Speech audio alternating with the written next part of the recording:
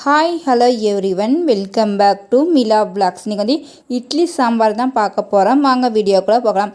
Subscribe பண்ணாமல் நிறைய பேர் வீடியோ பார்க்கிங்க. சப்ஸ்கிரைப் பண்ணிவிட்டு பாருங்கள், எனக்கு கொஞ்சம் மோட்டிவேஷனலாக இருக்கும். இன்றைக்கி வந்து இட்லி சாம்பாருக்கு வந்து கடலைப்பருப்பு, துவரம்பருப்பு, பாசிப்பருப்பு தான் எடுத்துக்கிறேன் ஃப்ரெண்ட்ஸ். கடலைப்பருப்பு வந்து ஒரு 100க்கு பாதி எடுத்துக்கோங்க, துவரம்பருப்பு ஒரு அரை எடுத்துக்கோங்க, பாசிப்பருப்பு கொஞ்சோண்டு எடுத்துக்கோங்க, ஒரு குத்து போல்.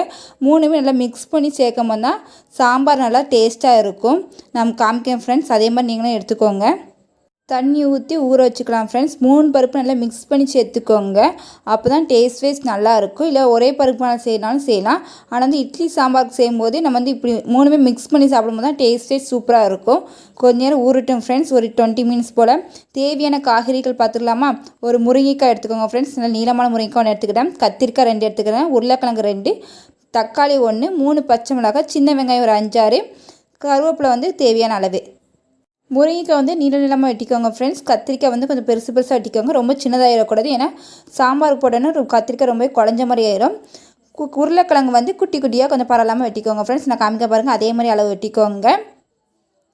தக்காளி வெட்டிக்கோங்க, பச்சை மிளகாய், வெங்காயம், வெள்ளைப்பூடு ஒரு 3 பல் போல் சேர்த்துக்கோங்க, கருவேப்பிலை இதெல்லாம் நல்லா வெட்டி வச்சுக்கோங்க ஃப்ரெண்ட்ஸ். அதுக்கு வந்து பருப்பு நல்லா ஊற வச்சு எடுத்துகிட்டு அதை வந்து வடிகட்டி எடுத்துக்கலாம். இதுதான் தேவையான இன்க்ரீடியன்ஸ். இதெல்லாம் செஞ்சு வச்சுன்னா நம்ம சாம்பார் சீக்கிரமாக செஞ்சு முடிச்சிடலாம். இப்போ வந்து எல்லாத்தையுமே காய்கறியெல்லாம் ஒரு டைம் நல்லா வாஷ் பண்ணிவிட்டு பருப்போடு சேர்த்துக்கோங்க. நெக்ஸ்ட்டு நம்ம வெட்டி வச்ச தக்காளி, வெங்காயம், வெள்ளைப்பூடு எல்லாத்தையும் கருவேப்பிலையில் சேர்த்து மிக்ஸ் பண்ணிக்கோங்க. இல்லை இந்த டிஃபன் சாம்பார் வந்து உடனே செஞ்சிடலாம். ஒரு எல்லாமே ரெடி பண்ணி வச்சிங்கன்னா ஒரு 10 நிமிட்ஸ்லேயே முடிஞ்சிடும். இது வரைக்கும் ட்ரை பண்ணி பாருங்கள், ரொம்ப குயிக்காகவே பண்ணிடலாம். இந்த டைமில் வந்து 1 ஸ்பூன் போல் மஞ்சத்தூள் சேர்த்துக்கோங்க. சாம்பார் பொடி வந்து 3 ஸ்பூன் சேர்த்துக்கோங்க. நான் சின்ன ஸ்பூனுக்கு 3 ஸ்பூன் சேர்த்துருக்கேன், பெரிய ஸ்பூனாக இருந்தால் 1.25 ஸ்பூன் போதும். நெக்ஸ்ட்டு தேவையான அளவு வந்து தண்ணி ஊற்றிக்கோங்க, சால்ட்டு போட்டுக்கோங்க. எல்லாத்தையும் போட்டு ஒரு டைம் நல்லா மிக்ஸ் பண்ணிக்கலாம். சாம்பாருக்கு எவ்வளோ தண்ணி வேணுமோ இந்த டைமில் தண்ணி நிறைய சேர்த்துக்கோங்க. சாம்பார் வந்து ரொம்ப கட்டியாக இருக்கக்கூட, ரொம்ப தண்ணியாக இருக்கக்கூட பரவாயில்லாமல் உங்களுக்கு எப்படி விருப்பம் போல் வேணுமோ அந்தளவுக்கு சேர்த்துக்கோங்க. குக்கரை க்ளோஸ் பண்ணி வந்து அடுப்பை ஆன் பண்ணிவிட்டு வச்சிடலாம் ஃப்ரெண்ட்ஸ். ஒரு 2 விசில் இல்லை 3 விசில் போதும் ஃப்ரெண்ட்ஸ், சாம்பார் ரெடி ஆகிரும். நெக்ஸ்ட்டு வந்து தாளிப்புக்கு வந்து ஒரு கடாய் வச்சுக்கோங்க. கடாய் நல்லா ஹீட்டான ஆயில் ஊற்றிக்கோங்க.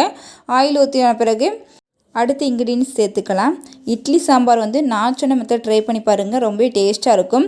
இந்த சாம்பாருக்கு வந்து நான் தேவையான காய்கறிகள் சேர்த்துருக்கேன். உங்களுக்கு இது இல்லாமல் வேறு என்னென்ன காய்கறிகள்லாம் பிடிக்குமோ அதுவும் சேர்த்துக்கலாம். முள்ளங்கி, கேரட் இதெல்லாம் பிடிக்குன்னா சேர்த்துக்கலாம். எனக்கு வந்து எங்கள் வீட்டு சில்ட்ரன்ஸ்க்கு அதுக்கெலாம் பிடிக்காது, அதனால் சேர்க்கல. உங்களுக்கு என்னென்ன காய்கறிகள்லாம் பிடிக்குமோ நீங்கள் தேவையான காய்கறிகள் வெஜிடபிள்ஸ் நிறையா சேர்க்கலாம்.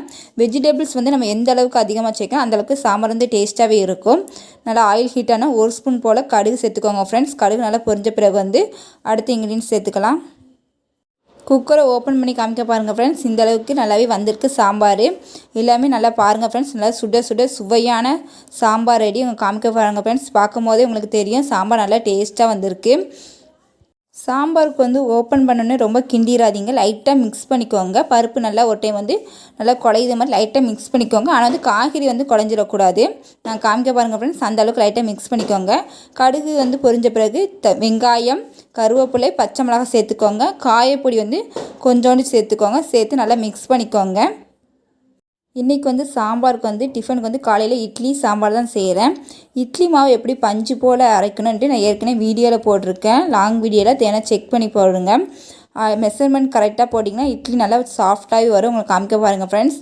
நல்லா வந்து ஒரு டைம் நல்லா தாளிப்புக்கு வந்து நல்லா மிக்ஸ் பண்ணிக்கோங்க. இட்லி பொடி எப்படி அரைக்கணும் ட்ரெடிஷ்னல் மெத்தட்ன்ட்டு நான் அதையும் லாங் வீடியோவில் அப்லோட் பண்ணிக்க, தேனை செக் பண்ணி பாருங்கள்.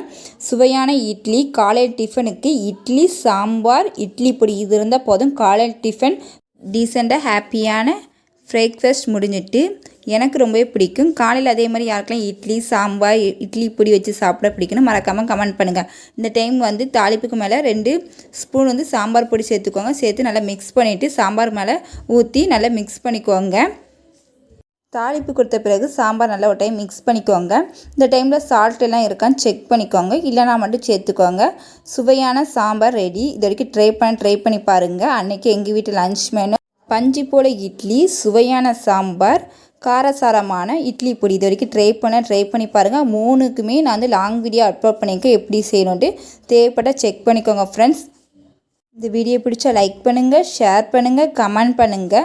மிலா விலாக்ஸை சப்ஸ்கிரைப் பண்ண மறந்துடாதீங்க. நிறைய பேர் சப்ஸ்கிரைப் பண்ணாமலே பார்க்கிங்க. எனக்கு கொஞ்சம் மோட்டிவேஷனலாக இருக்கும். சப்ஸ்கிரைப் பண்ணிவிட்டு பாருங்கள். தேங்க்யூ ஃபார் த வாட்சிங்.